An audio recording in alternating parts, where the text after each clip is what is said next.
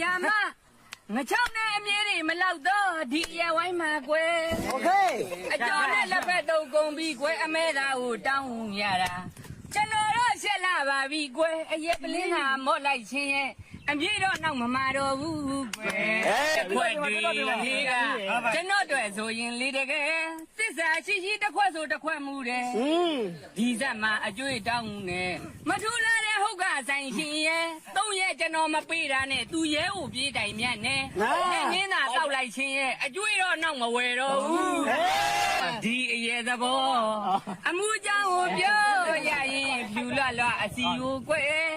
အရက်စရာတယောက်ရဲ့ကအော်ပြင်းအောင်ဆက်ပါလို့ရဲ့ဗပြုတ်ငယ်ပေါစီလေး